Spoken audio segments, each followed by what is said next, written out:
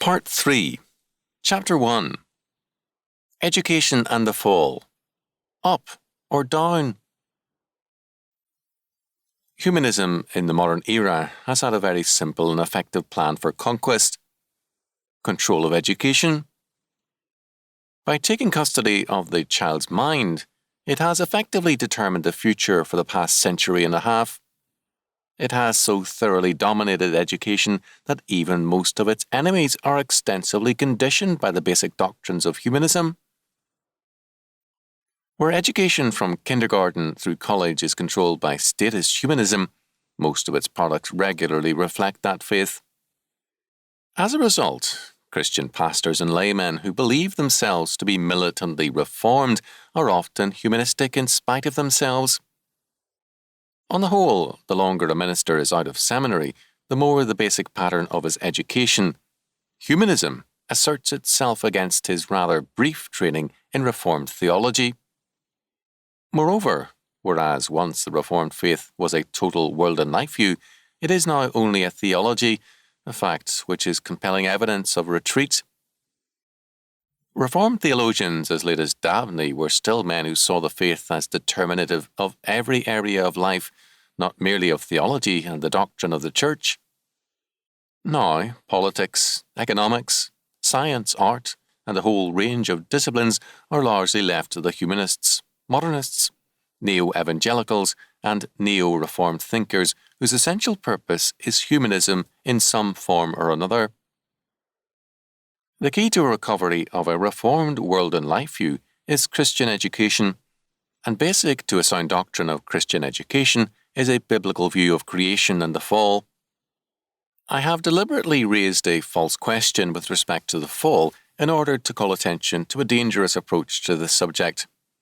We are accustomed to thinking of the humanistic perspective in terms of evolutionary theory in its simplest forms, namely, the ascent of man from some kind of ape ancestry to the status of a man.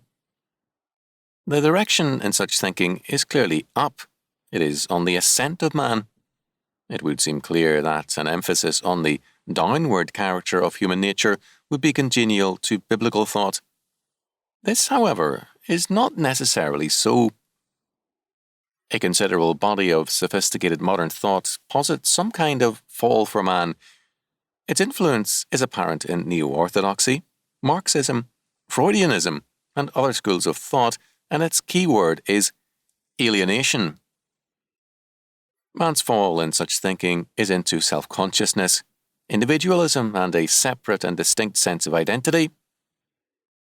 The result has been an alienation from the group and the loss of group identity in favour of individual identity. One ostensibly ugly consequence of the fall is a sense of guilt. Modern man speaks not of sin, but of guilt, or more accurately, the feeling of guilt. Man's self-consciousness and his God-consciousness have cursed him with guilt. A modern writer complains, quote, "I feel guilty for everything," end quote. This same writer, a Jewess, continues, quote, "Why had I been cursed with such a hypertrophied superego? Was I just being Jewish? What did Moses do for the Jews anyway by leading them out of Egypt and giving them the concept of one God, matzo ball soup and everlasting guilt? Couldn't he have just left them alone, worshipping cats and bulls and falcons, or living like the other primates, to whom, as my sister Randy always reminds me, they are so closely related? Is it any wonder that everyone hates the Jews for giving the world guilt? Couldn't we have gotten along nicely without it? Just sloshing around in the primeval slush and worshipping dung beetles and effing when the mood struck us?" End quote. Jung, who writes with ability and ruthless honesty, has ably posed the problem others fumble with. The problem is this: the Christian believes that man feels guilty and is guilty because he has fallen, because he is by nature a sinner. The humanist believes rather that man has fallen because he feels guilty. The solution for the existentialist humanist is to eliminate the sense of guilt, and the fall will be eliminated. For the Marxist, the solution is to eliminate self-consciousness and the private personality, and the fall or alienation will be eliminated. For psychoanalysis and many psychiatrists, man's problem is a feeling of guilt, and salvation is to live beyond guilt, beyond the knowledge of good and evil, beyond all religious and moral training. For modern pornography, man's problem again is the feeling of guilt, and liberation or salvation is to live without guilt. Such thinking is increasingly basic to humanism and has been since Nietzsche and Freud. For education, it means that the fall of man is essentially biblical religion, which must be eradicated and whose influence must be overcome in order to deliver man into paradise regained.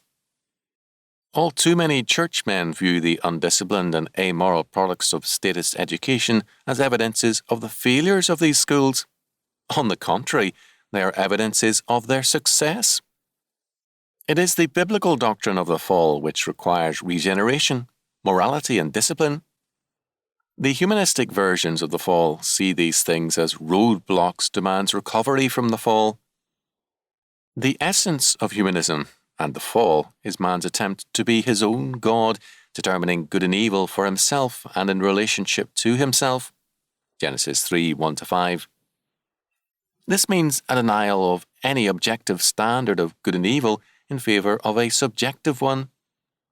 Good then becomes what is good for me, and evil is what is evil for me, without reference to any other standard.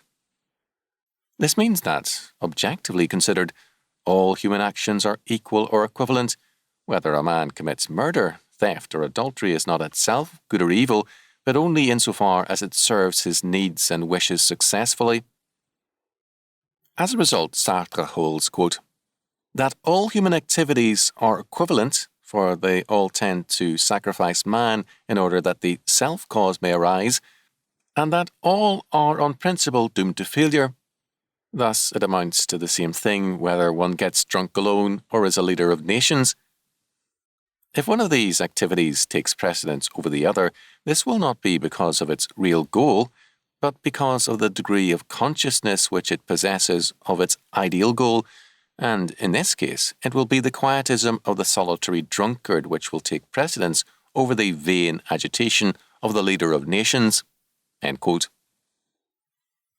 This principle of the equality of all human action, because of the absence of any transhuman norms or laws, means, as Sartre points out, the repudiation of, quote, the spirit of seriousness. Life is no longer real nor earnest, but a cosmic accident, and hence to be treated as a bad joke. The spirit of seriousness is a spirit of self-consciousness, of the awareness of responsibility before God and to God.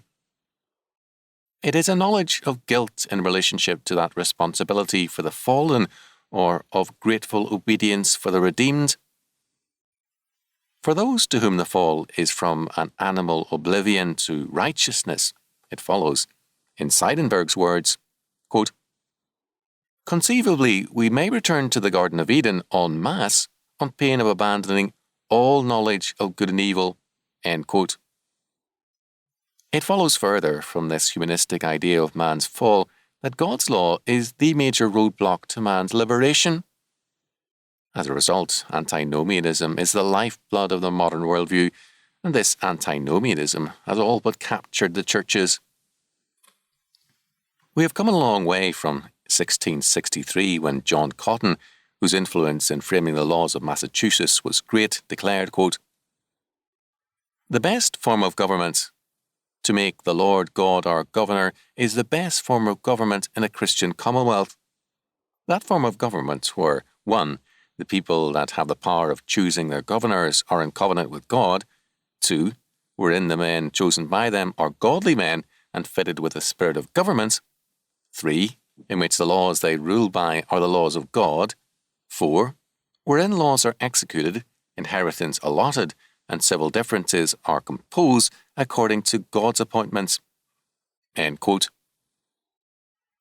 Because modern humanistic education, especially since John Dewey regards biblical faith as the heart of man's problem, is antinomian to the core and works to create an antil psychology in man, It must be seen as militantly anti-Christian. The decline of Christian faith has not been accidental.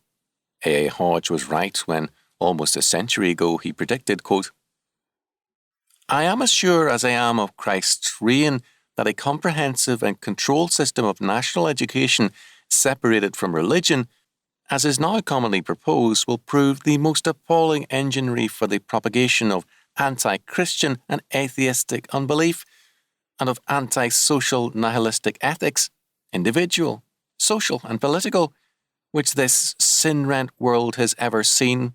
End quote. As we have seen, it is not sufficient to ask whether the fall was up after Darwin or down after Freud. This fall was from original righteousness in the Lord, from covenant keeping to covenant breaking. Restoration means regeneration and obedience. It means life within the covenant. To claim adherence to the covenant and yet to give our children to the enemy to rear is Moloch worship. It is disobedience to the covenant. Christian education, Christian schools, are thus a religious necessity. A faithful church cannot long endure or prosper without Christian schools. The church is then rootless, out of place, and simply a relic in a humanistic society. Because biblical religion is a total faith, and our God a total and sovereign Lord, we must claim every area of life and thought for Christ, and the area of education is a central one, and, next to the family, most basic to the life of man. As Van Til has observed, quote, "Modern man has his own substitute for historic Christianity. He, not God, determines the goal of life. He must be his own standard of right and wrong. He must provide his own power of motivation." End quote. The function of the status schools is at every point to influence the child to determine the goals of his life in independence from God, church, and family. The child is encouraged to set his own goals and to see himself as the final reference point in human experience. The child is systematically separated from God and attached to human society.